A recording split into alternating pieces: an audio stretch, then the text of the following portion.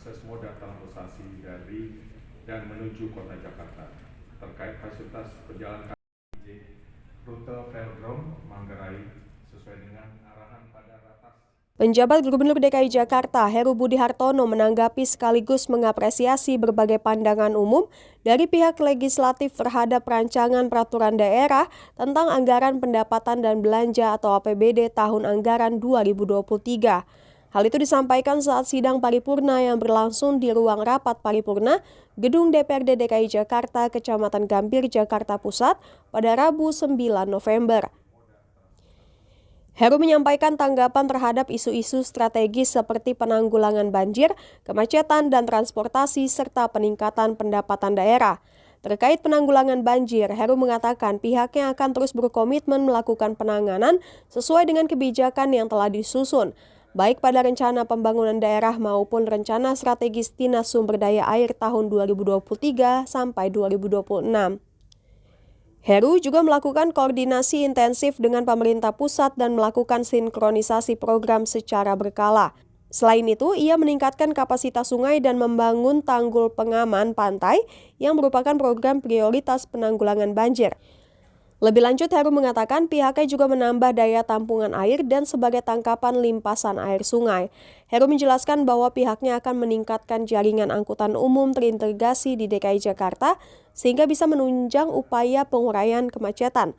Eksekutif berupaya menanggapi dan menjawab seluruh pandangan umum yang disampaikan secara lengkap dan menyeluruh. Namun mengingat banyak pertanyaan, saran dan komentar yang disampaikan, perkenankan saya menyampaikan hal yang bersifat strategis. Untuk materi yang bersifat teknis dan memerlukan klarifikasi lebih lanjut, eksekutif mengharapkan dapat dibahas pada rapat kerja komisi dan badan anggaran.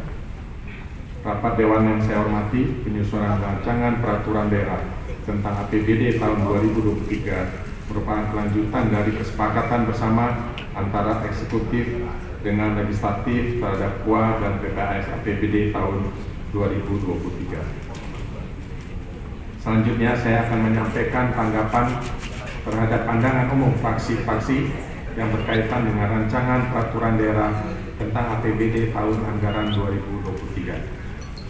Pada bagian pertama, saya akan menyampaikan tanggapan terhadap isu-isu strategis terkait penanganan banjir, kemacetan, dan sampah pada APBD tahun 2023.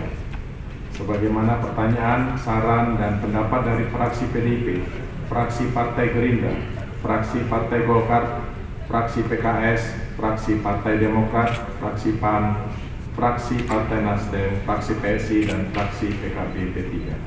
Pemerintah Provinsi DKI Jakarta terus berkomitmen melakukan penanganan banjir sesuai dengan kebijakan telah disusun, baik pada rancangan pembangunan daerah maupun rencana strategis Dinas Sumber Daya Air tahun 2023-2026. Yakni pada tahun 2023 ditargetkan untuk membangun dan untuk merevitalisasi 16 waduk secara bertahap.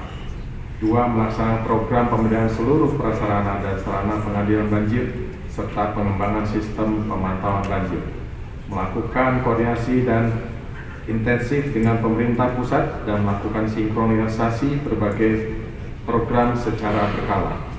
4. Meningkatkan kapasitas sungai dan membangun tanggul pengaman pantai tetap menjadi program prioritas penanggulangan banjir.